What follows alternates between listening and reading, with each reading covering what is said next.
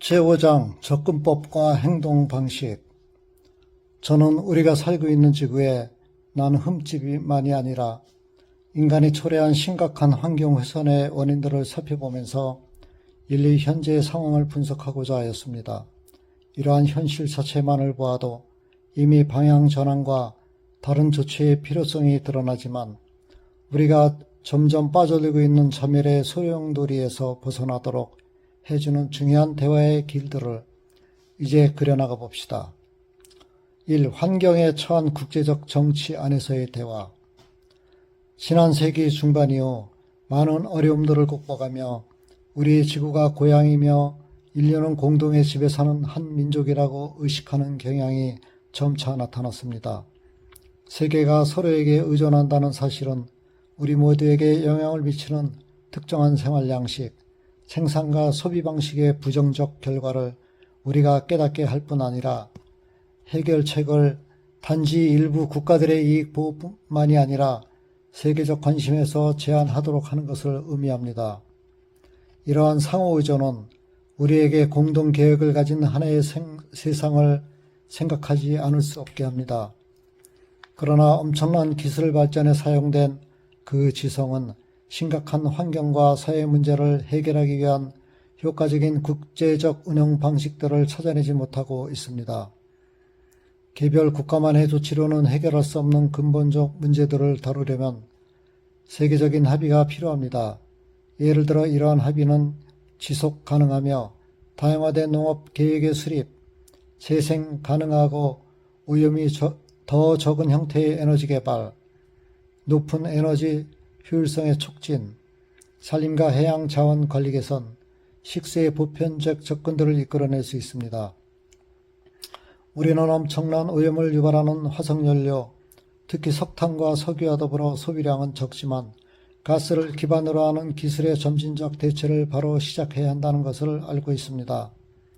재생 가능 에너지의 광범위한 개발이 이미 시작되었어야 하지만 이제라도 더 폭넓게 이루어지기를 기다리며 그때까지는 차악을 선택하거나 단기 해결책을 찾는 것이 타당합니다. 그러므로 국제 공동체는 에너지 전환에 필요한 많은 비용을 누가 지불할지에 대한 적절한 합의를 여전히 이루지 못하고 있습니다. 최근 수년 동안 환경 문제는 폭넓은 공개 토론을 촉박하여 시민사회 안에서 커다란 책임감으로 열심히 노력하는 이들을 위한 자리를 마련하게 되었습니다. 정치와 산업은 우리 세상이 당면한 긴급한 과제들에 적절히 반응하는 데 게을렀습니다. 이러한 의미에서 후기 산업사회 시대의 인류는 아마도 역사상 가장 무책임한 세대로 기억될 것이지만 21세기 초의 인류는 자기의 막중한 책임을 기꺼이 떠맡았다고 기억되었으면 합니다. 세계적으로 생산운동은 많은 시민 사회단체들의 노력으로 이미 큰 발전을 이루어왔습니다. 여기에서 그 모든 단체를 언급하거나 그 공헌한 역사를 되짚어보는 것은 불가능합니다. 그러나 시민 사회단체들의 노력 덕분에 환경 문제는 점점 더 공적 의제로 자리를 잡아 장기적 성찰이 필요한 지속적인 과제가 되었습니다. 그럼에도 최근에 있었던 환경에 대한 세계 정상회담은 기대에 부응하지 못하였습니다. 정치적 의지가 결여되어 참된 의미가 있는 효과적인 세계적 합의에 도달할 수 없었기 때문입니다. 1992년 리오데자네이루에서 개최된 세계 정상회의는 중요한 회의였습니다. 이 회의는 인류는 지속 가능한 발전에 대한 논의의 중심에 서 있다고 선언하였습니다. 이 회의는 1972년 스톡홀름 선언의 일부 내용을 반영하여 무엇보다도 지구 전체의 생태계를 돌보려는 국제협력, 환경 오염을 초래한 일의 경제적 책임, 모든 개별 사업이나 계획의 환경 영향 평가를 의무화하였습니다. 지구온난화 추세를 역전시키는 데는 대기 중 온실가스 배출 제한 목표가 마련되었습니다. 실천 계획을 담은 의제와 생물 다양성 협약을 마련하였고 산림에 대한 원칙들을 발표하였습니다. 이 정상회의는 당시로서는 참으로 혁신적이고 선구적이었지만 이때 이루어진 협약들은 제대로 이행되지 않았습니다. 감시, 정기검사, 위반 행위 제재를 위한 적절한 장치가 마련되지 못하였기 때문입니다. 이 회의에서 발표된 원칙들의 현실적 실현을 위한 신속하고 효과적인 방법들이 필요합니다. 이에 관련된 긍정적 경험의 사례로는 유해 폐기물에 관한 베젤 협약이 있습니다. 이 협약에는 유해 폐기물의 국가 간 이동에 관한 사전 통보, 표준 규범, 규제 체계가 담겨 있습니다. 또한 멸종 위기에 놓인 야생 동식물의 국제 거래에 관한 협약도 그 사례에 포함됩니다. 여기에는 그 효과적 이행을 검증하려는 현장 방문 조치가 담겨 있습니다. 오존층 보호를 위한 비엔나 협약, 그리고 몬트리올 의정서와 그 개정안에 통한 그 협약의 실행으로 오존층 감소 문제는 해결의 길로 들어선 듯합니다. 생물 다양성 보존과 사막화에 관한 문제 해결의 진전이 제대로 이루어지지 않았습니다. 유감스럽게도 기후변화와 관련된 진전도 거의 없었습니다. 온실가스 감축을 위해서도 무엇보다도 강대국들과 환경을 가장 많이 오염시키는 나라들의 정직과 용기와 책임이 요구됩니다. 2012년 리오데자네이루에서 개최된 이른바 리우 플러스 20으로 불리는 국제연합지속가능발전 정상회의는 많은 문제를 다루었지만 효과 없는 최종 선언문을 내놓았습니다. 세계적 공동성보다 자국의 이해관계를 내세우는 나라들의 입장 때문에 국제적 협의는 중요한 진척을 이루지 못합니다. 우리가 감추고자 한 것의 결과로 고통받게 될 사람들은 이렇게 양심과 책임을 다하지 못한 사실을 결코 잊지 않을 것입니다. 이 회칙이 준비되고 있는 동안에도 격렬한 토론이 이루어졌습니다. 우리 신자들은 현재 진행되고 있는 토론에서 긍정적인 결과를 얻어낼 수 있도록 하나님께 기도하며 신중하지 못한 늑장 대응으로 미래 세대들의 고통받지 않게 해야 합니다. 오염가스 배출 감축을 위한 일부 전략은 환경 비용을 모든 국가가 부담할 것을 요청합니다. 거기에는 그러한 배출 감소를 위하여 자원이 부족한 나라가 고도로 산업화된 나라와 비교하여 상대적으로 과다한 부담을 지게 될 위험이 있습니다. 이러한 조치의 실행은 개발을 가장 필요하는 나라들의 피해를 입히게 됩니다.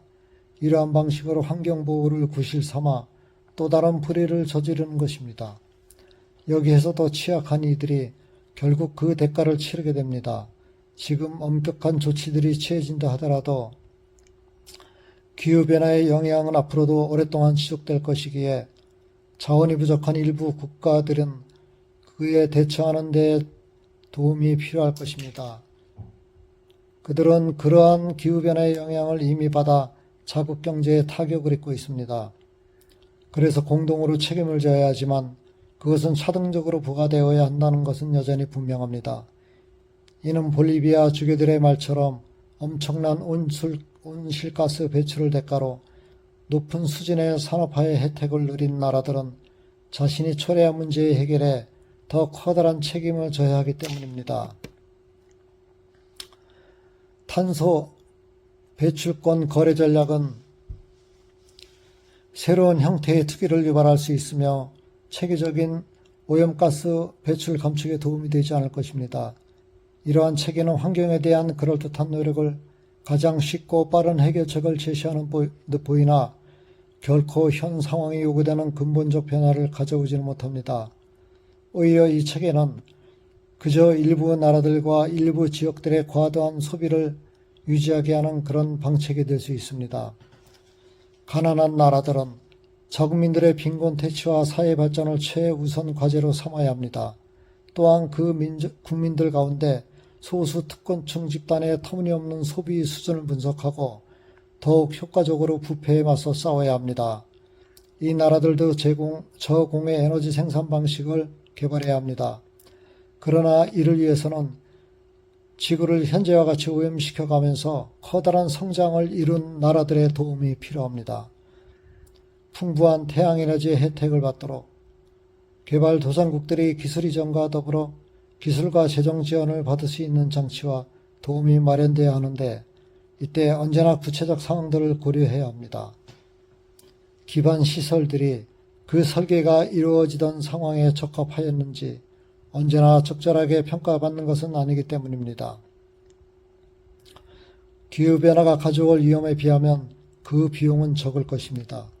그 어떤 경우에라도 이는 무엇보다 모든 민족들의 연대를 바탕으로 하는 윤리적 결단입니다.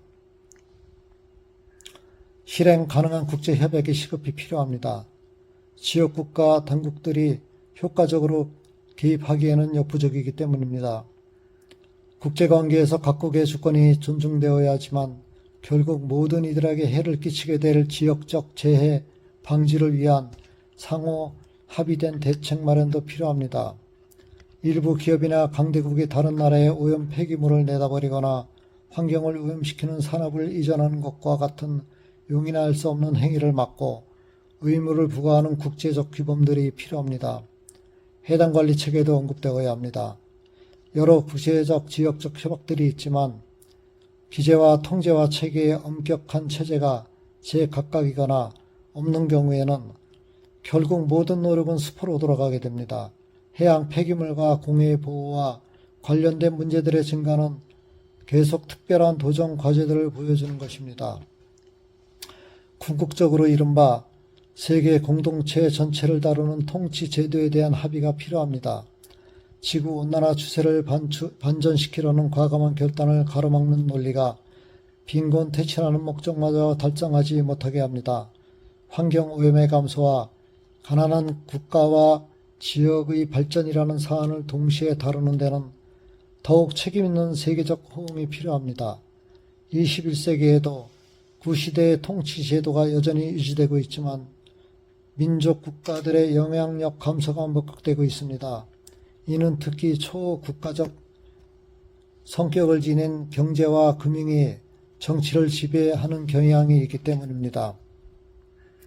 이러한 상황에서 국가 정부들의 합의 아래 공정한 방식으로 위임된 권위로 제재된 권한을 지닌 강력하고 효과적으로 구성된 국제 조직의 수립이 필요적입니다. 교회의 사회 교리에서 이미 전개된 바에 따라 베네딕토 16세 교황께서는 다음과 같이 강조하셨습니다.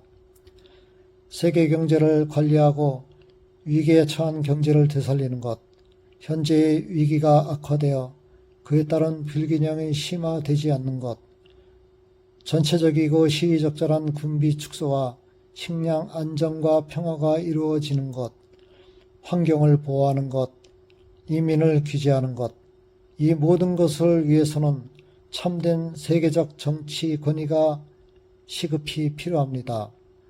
이는 저의 선임자이신 성 요한 23세 교황께서 열애 전에 지적하신 것입니다. 이러한 관점에서 외교는 긍정적으로 궁극적으로 모든 사람들에게 해를 끼칠 가장 심각한 문제들을 예방하는 국제 전략의 촉진에 새로운 중요성을 지니게 됩니다.